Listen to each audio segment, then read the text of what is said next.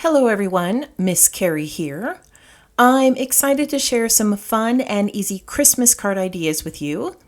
Even if you're already finished with your cards for the year, this tutorial is one you don't want to miss.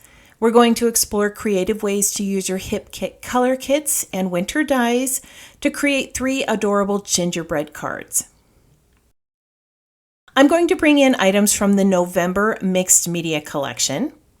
Mine does look a little bit different than yours does from the site.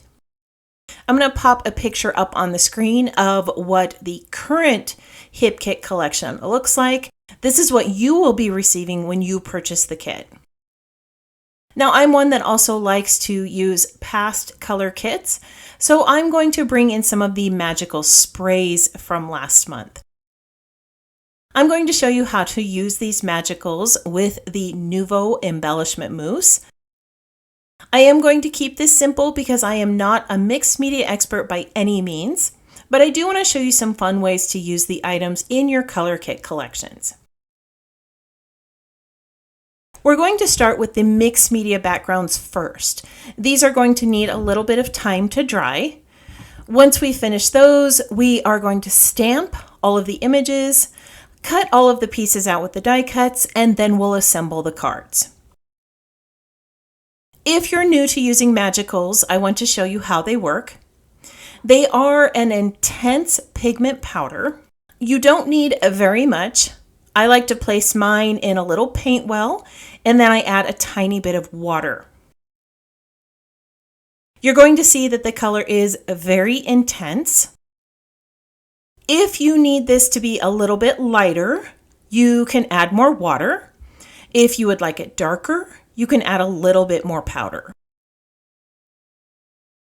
The next card is going to look a little bit like a snow globe. I have 2 pieces of white cardstock cut at 4 inches by 5 1/4.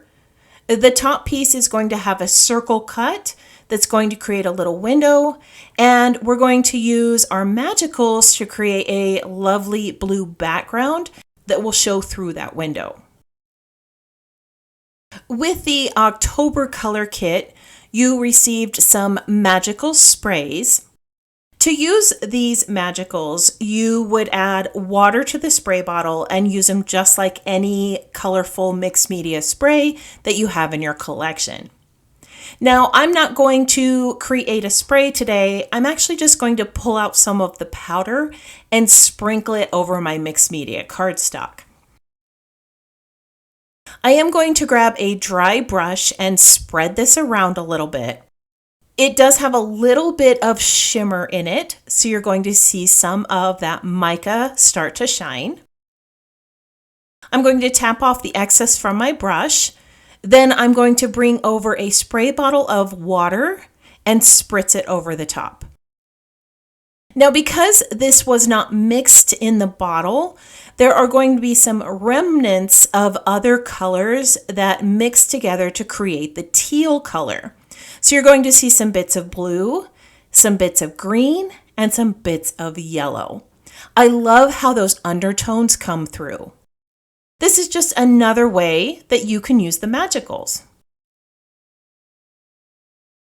So if you remember any of your color lessons in elementary school, you learned that red and yellow make orange, red and blue make purple, and blue and yellow make green. We also learned that if you mix all of your primary colors together, you ended up with a brownish color. And that's what we're going to do here. You want to start with small amounts of color and slowly mix them together.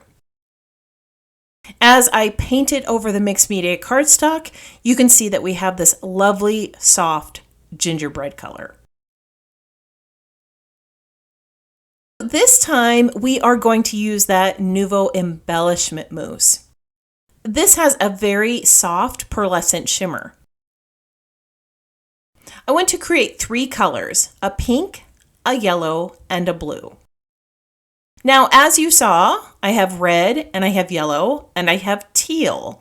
I do not have a pink. But again, if you remember your lessons in elementary school, when you add white to a color, you soften it and create a tint. when you're mixing your colors together, it's much easier to add more of the magical powder to intensify the color than it is to bring in more of the mousse to try to soften it. So always start with a tiny bit of powder, mix it together, and add more if needed. Our last card is going to be a slimline card. I'm going to use my palette knife to create some little swishes of color across this background. Now I chose to leave white around these and create more of a brushstroke-like look. If you want to fill it in completely, feel free to do that. You can also create a more intricate or decorative look with a stencil, or use some of the other Magicals colors to create more of a spring, fall, or winter themed card. The last thing we're going to do is create a lovely green for our foliage. I'm going to sprinkle a little bit of yellow onto this mixed media paper and bring in some of that teal color. I'm going to spritz some water over the top and use a watercolor brush to mix these together. All right, while all of our mixed media pieces dry, we're going to stamp the images that we need for the cards. This stamp set has two sentiments. One says, "'Tis the season," the other says, "Merry Christmas." Each one of the sentiments is going to be stamped on the lower part of the card. Now, many of you have already created your Christmas cards, and you probably already have them mailed. If you're like me, you may need a few last-minute Christmas card ideas, and simple card designs are always nice to have on hand. For those of you who already have your Christmas cards made and in the mail, you can save these designs for next year. On our slimline card, we're going to create a row of houses. When you're stamping these house designs, make sure that you leave plenty of room in between to be able to cut out the pieces using the dies. The last thing we're going to do is heat emboss these two gingerbread houses. I'm just using some Versamark ink to stamp the designs. Now I'm just going to sprinkle some fine white embossing powder over the top. I'm going to tap off the excess and heat this with a heat tool. Now, I've always been one who stamps first and cuts out the images with the dies later. I realize that the village dies are solid, and it was difficult to line them up with the images I stamped. So I'm going to show you a little trick that will help you line up the dies if you stamp ahead of time. I just used some white cardstock from my scrap bin and cut out each one of the house images. I have the negative pieces here, and I'm going to use those as a template for my dies. I'm lining up the negative piece over the stamped image. Then I'm going to place my die over the top and use some mint tape to hold it in place. I want you to remember that the Magicals were painted on a heavyweight mixed media paper. And from my scrap bin, I pulled out a heavyweight white cardstock. So this die is not going to cut all the way through the layers. This has nothing to do with the capability of the dies. I could have used a shim to create more pressure and forced that to cut through, but it would have damaged my heat embossing. What I'm doing instead is using this template method to create a partial cut and an impression that will help me line up the die over the stamped image. I'm going to go ahead and repeat this method with the rest of the houses and cut them off camera so that I can show you what else you need to cut out for these cards. Using a mix of Magicals, we created that large green background. I'm going to use that to cut out some greenery from the Winter Foliage collection. I cut out pine branches from the entire sheet for all 3 cards. You can cut out as many as you like. The next thing we're going to cut is our window using a circle die.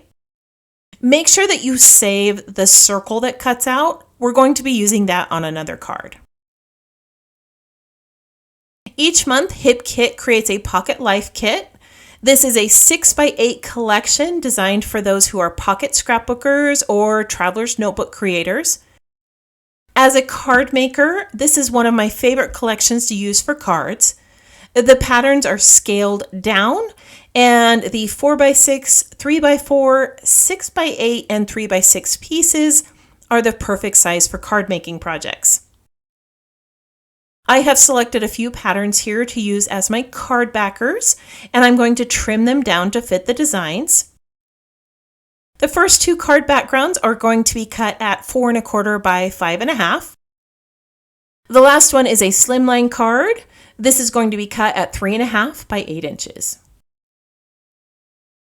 Since most of today's project revolved around teaching you how to use the color kits from Hip Kit, I'm just going to quickly go over the assembly process for each card. This first one here is the window card. If you wanted to, you could create a shaker card from this. I did use my sewing machine to add some stitching around that circle.